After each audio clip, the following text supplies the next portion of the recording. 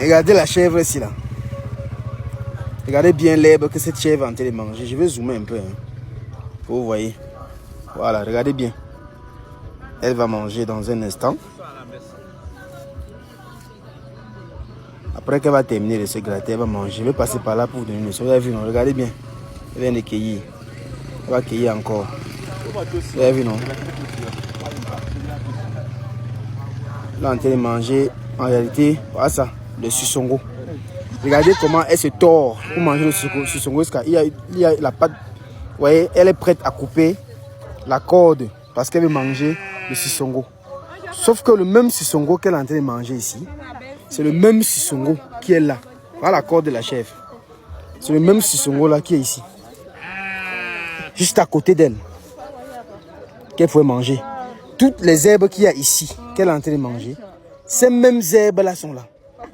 Elle a une patte suspendue parce qu'elle s'étire pour manger une herbe lointaine. Alors que la même herbe était juste ici, à ses pieds. Ceci dit quoi? C'est une leçon de vie. Dans la vie, nous avons une réaction automatique et naturelle. Parfois, ce qu'on cherche est juste à nos pieds. C'est juste que nous pensons trouver le meilleur ailleurs. Quand la chèvre s'y tire sa corde, jusqu'ici, jusqu'à ce que sa patte est suspendue, pour venir manger le même sussongo qui est ici, alors que ce même sussongo était ici à côté, c'est parce que cette chèvre a dans sa tête que le sussongo qui va lui faire du bien ne peut pas être aussi proche, ne peut pas être aussi facilement, vous voyez. Donc elle doit se démêler pour venir ici manger le même sussongo. Ça veut dire quoi? À un moment donné dans la vie, ce que vous pensez pour vous facile est ce que Dieu a prévu pour vous. Et ce que vous pensez que c'est difficile est ce qui va vous finir. Cependant, apprenez à apprécier les moindres gestes et les moindres faits que vous avez auprès de vous. Apprenez à regarder et à vous contenter de ce que vous avez. La plupart des gens laissent ce qu'il leur faut à côté d'eux pour aller chercher loin ce qu'il ne leur faut pas. Ou bien pour aller chercher la même chose dehors alors que c'était là juste auprès d'eux. Donc en réalité, les anciens ont dit et les anciens ont encore dit pour dire que quoi? Tu penses que la bonne chose est chez le voisin. Pourtant, toi aussi, tu as une bonne chose chez toi. Contentons-nous de ce qui est auprès de nous. Chacun de nous mérite ce qu'il a parfois.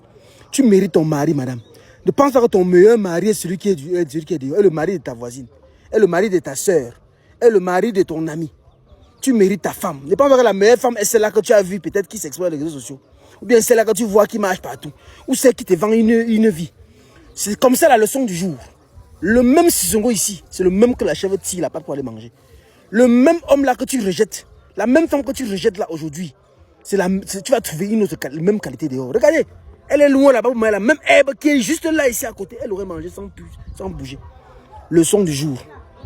Apprenons à apprécier ce que nous avons et apprenons à nous contenter de ce que nous avons. Les longs yeux tuent. Et quand on pense que le bonheur se trouve ailleurs, c'est là où on échappe notre bonheur qui est à notre côté. Le Mnendia, allume ton cerveau. À très bientôt. Merci beaucoup.